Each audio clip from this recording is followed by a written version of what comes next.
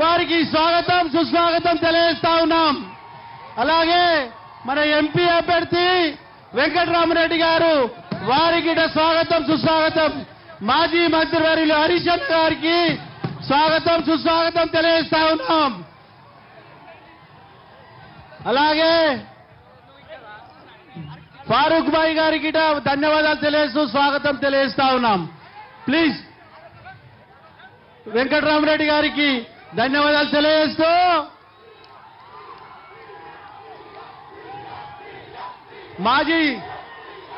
మాజీ మంత్రివర్యులు హరీష్ అన్న గారికి మేము ఇక్కడనే ఉంటామన్నా. అన్న మేము ఇక్కడనే ఉంటాం మేము ఇక్కడనే ఉంటాం. మీరు మాట్లాడండి. దయచేసి స్టేజ్ మీద అందరు కూర్చోవాలి. ఎంగా ఉన్న వాళ్ళు కళ్ళబడారు. ప్లీజ్ మీకు దండం పెడతా. కూర్చోండి బాబు, కూర్చోండి.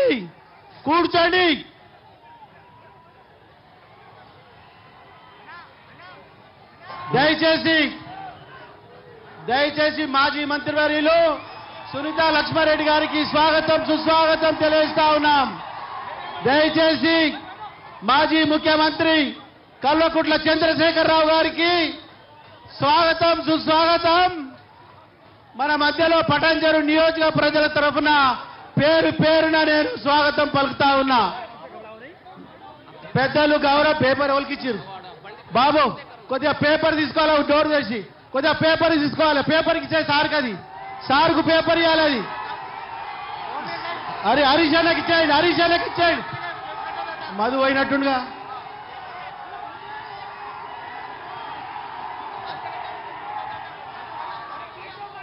ఆ పేపరు కేసీఆర్ గారికి అందజేయవలసిందిగా మనం చేస్తా ఉన్నాం. హరీష్ అన్న గారికి అందజేయవలసిందిగా మనం చేస్తా ఉన్నాం. బాబు కూర్చోండి అందరూ. స్టేజ్ మీద ఉన్న వాళ్ళందరూ కూర్చోవాలి ప్లీజ్. వెనక ఉన్న వాళ్ళు చాలా దూరం ఉన్నారు. వెనక వాళ్ళందరూ కనబడరు.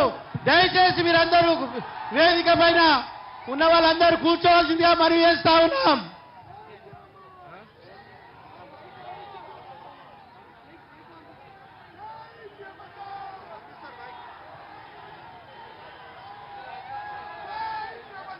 కేసీఆర్ గారికి చప్పట్లతో స్వాగతం పలకవలసిందిగా మనం చేస్తా ఉన్నాం. మాజీ ముఖ్యమంత్రి కేసీఆర్ గారికి చప్పట్లతో స్వాగతం పలకవలసిందిగా మనం చేస్తా ఉన్నాం. జై తెలంగాణ, జై కేసీఆర్, జై తెలంగాణ, జై కేసీఆర్. అందరూ దయచేసి పెద్దలు గౌరవనీయులు మన పైకి రాబోతా ఉన్నాడు.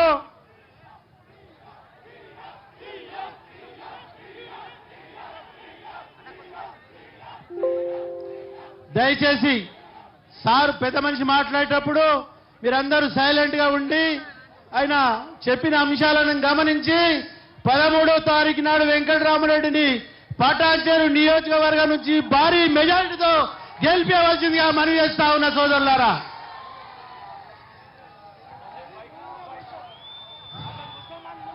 కూర్చోండి. సూరి కూర్చోండి. దయచేసి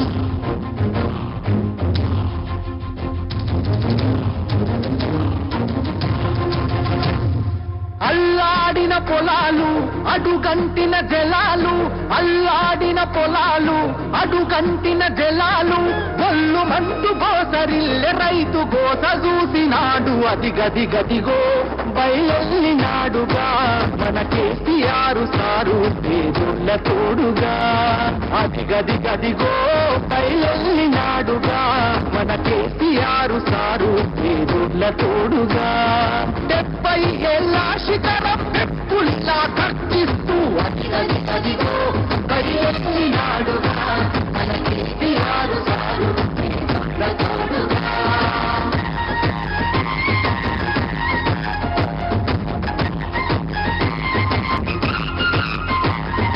అమ్మ ప్రేమ తీరున 9 ఏళ్ల పాలన, జనం చల్లగున్నరు గులాబీ జెండ నీడన.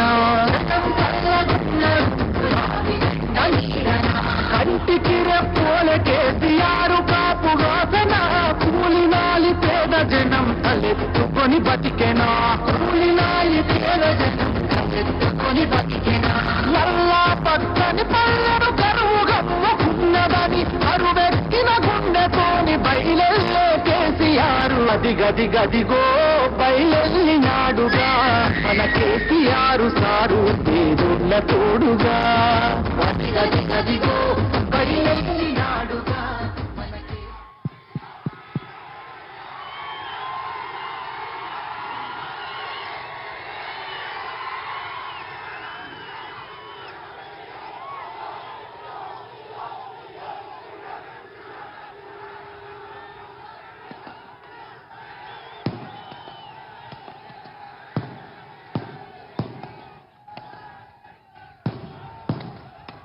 గౌరవనీయులు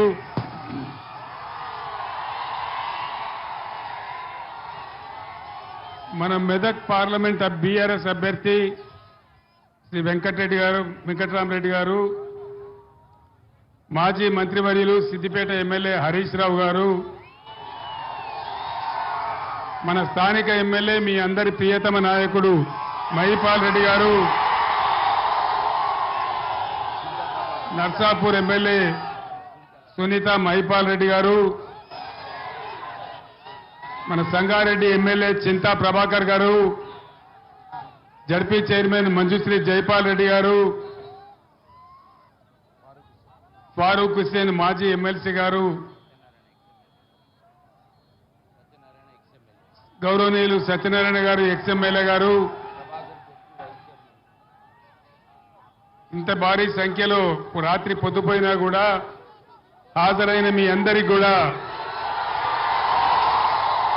నా నమస్కారం. పార్లమెంటుకు ఎలక్షన్లు జరుగుతూ ఉన్నాయి. మనకు 10 o'clock లిమిట్ ఉంది. దయచేసి నినాదాలు చివరికి చెప్దాం. ఒక పావు గంట టైం దొరకాలా. మీరు కొద్దిగా సైలెన్స్ ఉంటే బెటర్. మీ అందరికీ తెలుసు పార్లమెంటుకి ఎలక్షన్లు జరుగుతూ ఉన్నాయి. ప్రధానమంత్రి నరేంద్ర మోడీ 10 సంవత్సరాల క్రితం గద్దెకెక్కితే ఒక 150 నినాదాలు చెప్పినాడు. 150 నినాదాలలో ఏ ఒక్క నినాదం కూడా నిజం కాలే. మీరందరూ చెప్పాలి, నేను అడుగుతా ఉన్నా. మోడీ గారు చాలా విషయాలు చెప్పినాడు. నేను గెలిస్తే విదేశాలలో ఉన్న నల్ల డబ్బు తెచ్చి ప్రతి ఇంటికి 15 లక్షలు ఇస్తానాడు. వచ్చినాయా 15 లక్షలు? పటాన్ చెరువులకు వచ్చినాయట కదనా? మీరవద్దామా నేనవద్దామా? రాలేదా అన్న? ఎక్కడ కూడా రాలే. సబ్కా సాత్ సబ్కా వికాస్ జరిగిందా? సత్యనాశ అయింది. మేక్ ఇన్ ఇండియా ఏమైనా వచ్చిందా? డిజిటల్ ఇండియా ఏమైనా జరిగిందా? అమృత్ కాల్ వచ్చిందా? అచ్చే దిన్ వచ్చిందా? డీజిల్ ధరలు పెరిగినాయి, పెట్రోల్ ధరలు పెరిగినాయి, గ్యాస్ ధరలు పెరిగినాయి. సామాన్యుల నడ్డి విరిగింది తప్ప అచ్చే దిన్ రాలే గాని సచ్చే దిన్ మాత్రం వచ్చింది. మళ్ళా ఇప్పుడు అదే గ్యాసు ఇక మేమేదో ఉద్ధరిస్తాం, 6 సందమామలు పెడతాం, 7 సూర్యులు పెడతాం, మళ్ళా మాకే గుర్తుంది అంటున్నారు. నమ్మచ్చునా? నమ్మే అవకాశం ఉందా? అంత ట్రాషు గ్యాసు. ఎప్పటికప్పుడు ఒక ఉల్టా నినాదం పెట్టుడు, పాకిస్తాన్తో పంచాయతీ అని చెప్పుడు. వాడు పాకిస్తాన్కి ఇంత బుట్క దేశం. జాడి చొక్కటి కొడితే 25 ఏళ్ళు మన దిక్కు చూడాడు. వాడిని చూపించి ప్రజలను ఎమోషనల్ బ్లాక్ మెయిల్ చేసి ప్రతిసారి ఓట్లు అందుకొనుడు, మన గ్యాస్ చెప్పుడు. మోడీ ఎజెండాలో, బీజేపీ ఎజెండాలో పేదల కష్టాలుండయి. ఏ కాలం లేదు, మనుకాలం లేదు, మధ్యాహ్న కాలం. పేదల కష్టాలుండయి. ధనికుల యొక్క బాధలు మాత్రం ఉంటాయి. ట్యాక్స్ మాఫీ చేస్తే అంబానీ అదానీలకు, పెద్ద పెద్ద కార్పొరేట్లకు 15 లక్షల కోట్లు మాఫీ చేసినాడు. కానీ పబ్లిక్ సెక్టర్ కంపెనీలన్నీ కూడా ఒకటి నోట్ల బుక్క పెడతా ఉన్నాడు. చివరికి ఎల్ఐసిని కూడా అమ్మేసే ప్రయత్నం చేస్తా ఉన్నాడు. రైల్వేని కూడా ప్రైవేట్ పరం చేస్తా ఉన్నాడు. విమానాశ్రయాలు ప్రైవేట్ పరం చేస్తా ఉన్నాడు. ఓడరేవులు పర్మిట్ ప్రయాణం చేస్తా ఉన్నాడు. మరి మొత్తం పోతే మనం ఎక్కడ పోవాలా? మన యువకులు ఎక్కడ పోవాలా? ఏం జరగాల ఈ దేశంలో? ఒక్క నినాదం కూడా కరెక్ట్ లేదు, ఒక్క మాట కూడా కరెక్ట్ లేదు. కాబట్టి దయచేసి ఆ నిశాలో పోకుండా ప్రజలు విజ్ఞులు ఆలోచన చేయాలని చెప్పి నేను కోరుతా ఉన్నా. ఊరికే గుడ్డిగా పోయి ఓట్లేస్తే మన పిల్లల భవిష్యత్తు పోతుంది. ఇప్పటికే దేశం పరుగు పోయింది. అంతర్జాతీయంగా చాలా దెబ్బతిన్నాం. ఏం లాభం జరగలే. ఏ ఒక్కరికి కూడా ఏ వర్గానికి లాభం జరగలే. ఒక పేదల గురించి కానీ, ఒక గిరిజనుల గురించి కానీ, ఒక మహిళల గురించి కానీ, ఫ్యాక్టరీలలో పనిచేసే కార్మికుల గురించి కానీ ఏ ఒక్క మంచి చట్టం తేలే. ఒక లేబర్ చట్టం కూడా మంచి చట్టం తేలే. కనీస జీతం పెంచాలని చట్టాలు తేలే. కానీ పెద్దలకు మాత్రం, పెట్టుబడిదారులకు మాత్రం కాపలా కాసే ప్రభుత్వం బీజేపీ ప్రభుత్వం. దయచేసి మీరు ఆలోచించాలని నేను కోరుతా ఉన్నా. ఇక మన స్థానికం, మన పటాన్ చెరువు నియోజకవర్గం. పటాన్ చెరువు నియోజకవర్గం ఏర్పడ్డప్పుడు 2 లక్షల చిల్లర ఓటర్లు ఇక్కడ ఉండేవాళ్ళు. ఇవాళ 4 లక్షలు దాటిపోయినారు. ఏం కారణం? ఏ కారణం వల్ల నిండిపోయినారు? ఏం కారణం అంటే మనం ఉన్నప్పుడు పెట్టినటువంటి బ్రహ్మాండమైన టీఎస్ ఐపాస్ ఇండస్ట్రియల్ పాలసీ కావచ్చు, ఒక నిమిషం కూడా పోకుండా, రెప్పపాటు కూడా పోకుండా ఇచ్చిన కరెంటు కావచ్చు. ఇక్కడ పరిశ్రమలు పెరుగుతా ఉన్నాయి.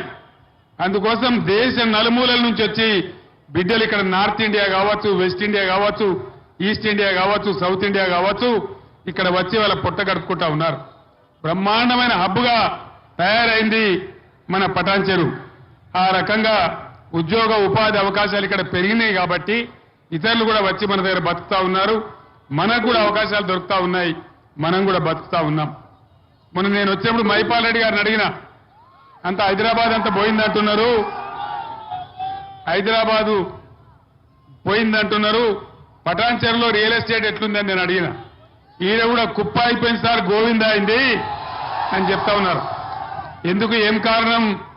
పటాన్ చెరువులో కావచ్చు, మన కొల్లూరులో కావచ్చు, హైదరాబాద్లో కావచ్చు, మొత్తం సిటీలో కావచ్చు, ఈ ముఖ్యమంత్రి వచ్చిన కాడ నుంచి ఒక్క పర్మిషన్ కూడా ఇస్తలేడు. ఆయనకు స్క్వేర్ ఫీట్కు 75 రూపాయలు ఇవ్వాలన్నట. రియల్ ఎస్టేట్ కడితే స్క్వేర్ ఫీట్కు 75 రూపాయలు ఇవ్వాలి. ఇస్తే ఏమవుతుంది? అది మళ్ళా మన నెత్తినే పడుతుంది, బరువు ప్రజల మీదనే పడుతుంది. ఆయనకు మాత్రం 75 రూపాయలు స్క్వేర్ ఫీట్ కట్టానట.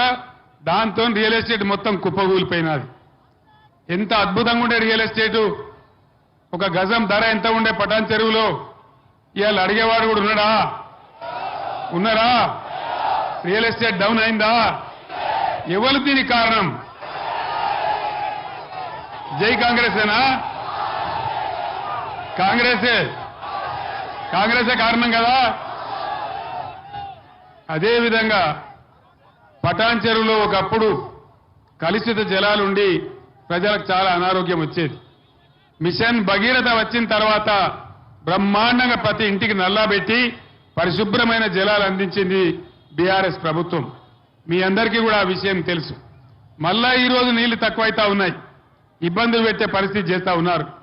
మీరందరూ చూస్తున్నారు, మీ కళ్ళ ముందరనే ఉంది. పక్కనే కొల్లూరులో ఇండియాలోనే ఎక్కడ లేని విధంగా బ్రహ్మాండంగా 16,500 ఇండ్లు, డబుల్ బెడ్రూమ్ ఇండ్లు కట్టి పేదలకు ఇచ్చిన విషయం మీకు తెలుసు. అయింది కదా కొల్లూరులో, మీ పక్కనే జరిగింది. ఇవాళ వీళ్ళు అవన్నీ కూడా ఏం కాలేదని అబద్ధాలు చెప్పి ఎంతసేపు కేసీఆర్ను బదనాం చేయాలని అన్ని రకాల ప్రయత్నాలు చేస్తా ఉన్నారు. ఎలక్షన్లలో అరచేతిలో వైకుంఠం చూపించి 6 ప్రధాన గ్యారంటీలు, 420 హామీలు ఇచ్చినారు. ఒక్కటన్నా నెరవేరిందా?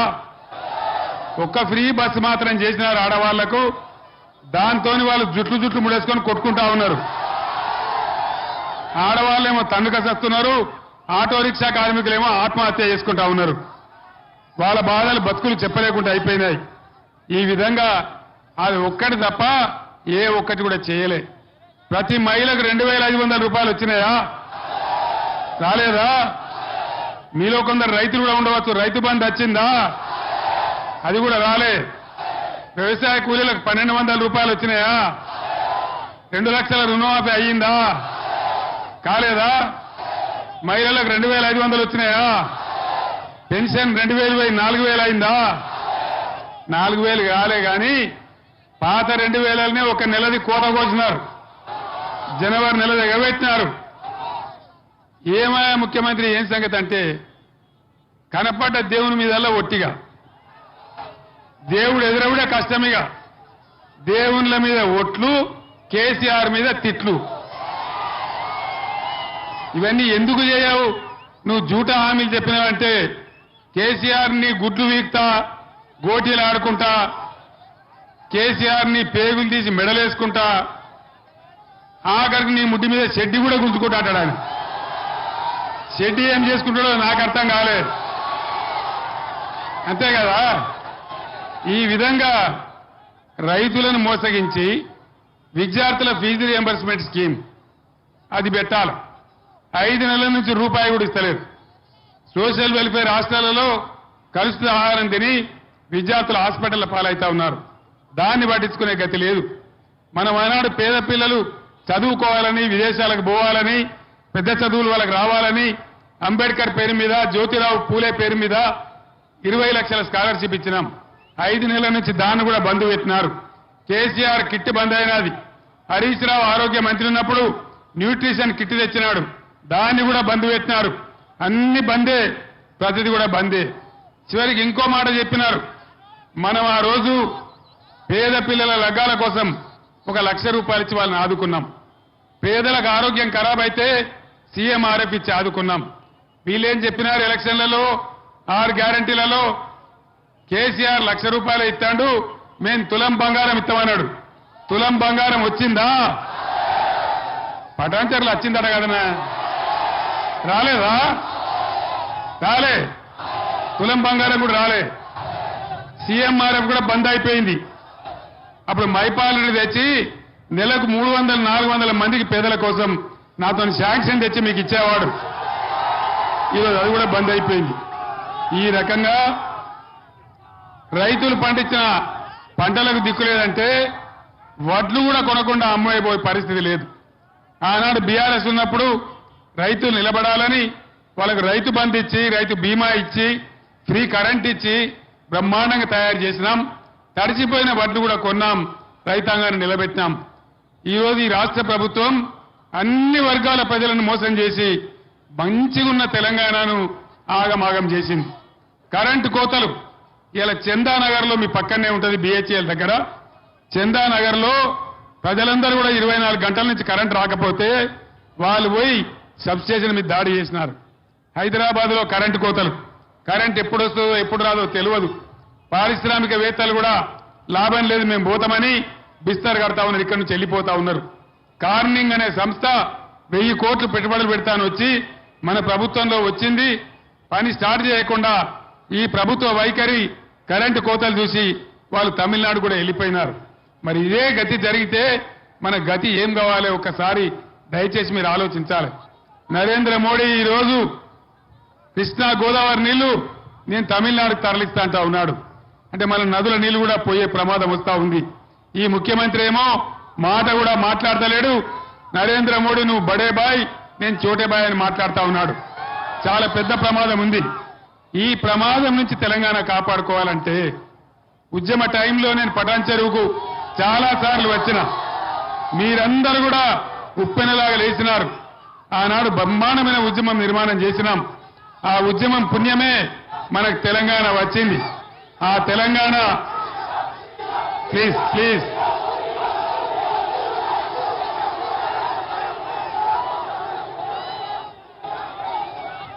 ఆనాడు తెచ్చుకున్న తెలంగాణ నేను నా ప్రాణాల మీద తెచ్చుకొని ఆమరణ దీక్ష పెట్టి చావు నోట్లో తలకాయ పెట్టి తెలంగాణ తెచ్చుకున్నాం. తెచ్చుకున్న తర్వాత కొద్దిగా తెల్లగై ఇప్పుడిప్పుడే బాగుపడుతున్నాం. ఈ టైంలోనే మరి దరిద్రం కాంగ్రెస్ వచ్చి మన నెత్తిన వాలింది. చాలా ఇబ్బందులు జరిగే పరిస్థితి ఉన్నది. నేను ఒక్కటే మాట మీ బిడ్డగా మీకు మనవి చేస్తా ఉన్నా. బాధ్యత గల వ్యక్తిగా ఒకటే మాట చెప్తా ఉన్నా, ఈరోజు గోదావరి కృష్ణా నీళ్లు మనకే దక్కాలన్నా, మళ్ళా మన పరిశ్రమలు మనకే ఉండాలన్నా, ఇక్కడ కండ్లద్దాలు తయారు చేసే కంపెనీ నిలబడి ఉండాలన్నా, ఇక్కడ రైల్వే కోచ్ ఫ్యాక్టరీ నిలబడి ఉండాలన్నా, అనేక ఫ్యాక్టరీలు ఇంకా మన పడంచెరుకు రావాలన్నా ఖచ్చితంగా ఇవాళ మెదక్ ఎంపీగా వెంకట్రామరెడ్డి గారు గెలవాలి. బీఆర్ఎస్ డజన్ పైబడి స్థానాలు బీఆర్ఎస్ గెలిస్తేనే పార్లమెంట్ లో మనం కీలక పాత్ర పోషించే అవసరం వస్తుంది. ఆ విధంగానైనా రాష్ట్రాన్ని కాపాడుకోవచ్చు. కాబట్టి దయచేసి మీరందరూ కూడా పనిచేయాలని కోరుతా ఉన్నా. నా ప్రాణం ఉన్నంత వరకు, దేవుడు ఇచ్చినటువంటి ప్రాణం ఉన్నంత వరకు తెలంగాణ కోసం నా ప్రాణమైన బలిపెడత గాని అన్యాయం మాత్రం జరగనివ్వను. మీరే నాకు అండదండ, మీరే నాకు ఇన్స్పిరేషన్, మీరే నాకు ఊపిరి. నేను ఒక్క మాట, నేను పెద్దవారిని చిన్న మాట మాట్లాడను, కానీ ఇక్కడ ఉండే పోలీసులకు నేను చెప్తా ఉన్నా, మీరు చాలా అతిగా ప్రవర్తిస్తా ఉన్నారు. పటాన్చెరు ప్రాంతంలో రేపు వచ్చేది మళ్ళా మా బీఆర్ఎస్ ప్రభుత్వమే.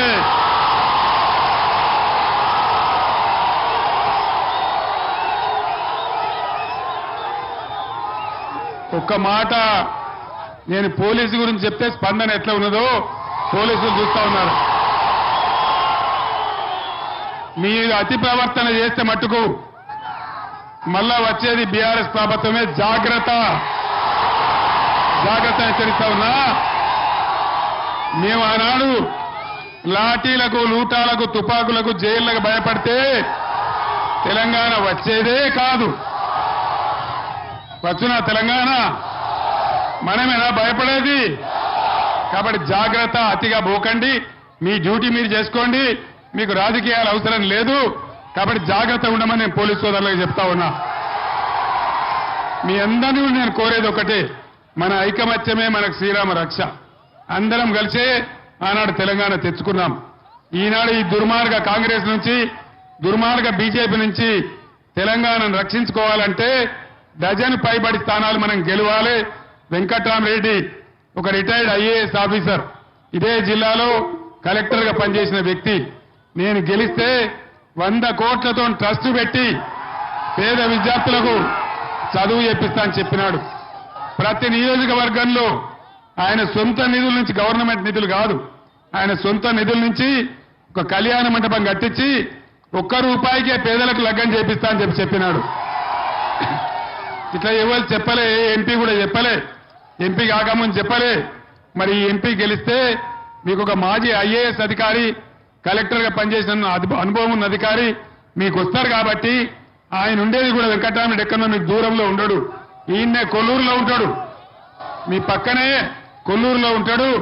అన్నా అంటే నేను ఉన్నాను మీకు వస్తాడు, మీ పక్కనే ఉంటాడు. కాబట్టి విద్యాధికుడు, చదువుకున్నవాడు, ఆయనకి బాగా ఆస్తిపాస్తులున్నాయి. డబ్బుల కోసం రాలే, పలుకుబడి కోసం కూడా రాలే. ఆయన ఆల్రెడీ ఎమ్మెల్సీ కూడా ఉన్నాడు. ఆయన కొత్తగా ఆశపడి రాలే. వెంకట్రామరెడ్డి నిలబడతా నేను అడగలే, నేనే అడిగినా. ఇది పెద్ద ఏరియా, మెదక్ నియోజకవర్గం, మీలాంటి వ్యక్తి ఉండాలి, చదువుకున్న వ్యక్తి ఉండాలని నేనే అడిగినా, నేనే నిలబెట్టా. కాబట్టి నా మాటను గౌరవించి దయచేసి మీరు వెంకట్రామరెడ్డిని గెలిపించాలని నేను కోరుతా ఉన్నా. मेदक पार्लियामेंट हल्के के सारे मुसलमान बुजुर्गों को, भाइयों को, बहनों को मैं सलाम करता हूं और अब तमाम लोगों से अदबन गुजारिश करता हूं, आज इस पार्लियामेंट इंतखाबात में बीआरएस का ताउन कीजिए, बीआरएस के लोगों को जिताइए। ये बात इसीलिए कहता हूं, बीआरएस एक सेक्युलर तहरीक है। 10 साल में हमारे हुकूमत में एक भी दंगा फसाद हमने नहीं होने दिया। पार्लियामेंट जब तेलंगाना के जद्दोजहद चल रहा था, कई बार मैं यहां आया पटनचेरू में, उन दिनों में कह रहा था अल्लाह के घर में देर है लेकिन अंधेर नहीं है।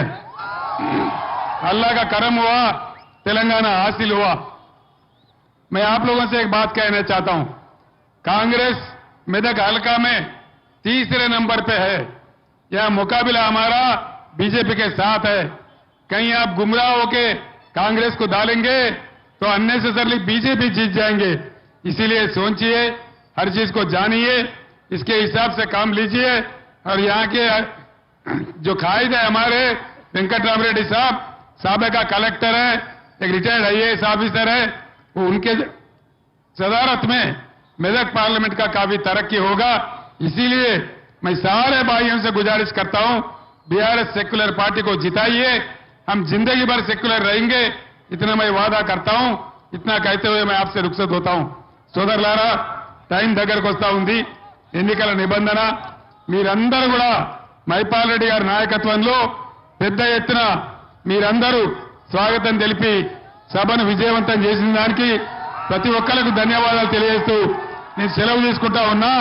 జై తెలంగాణ. కారు గుర్తుకే జై తెలంగాణ. ధన్యవాదాలు.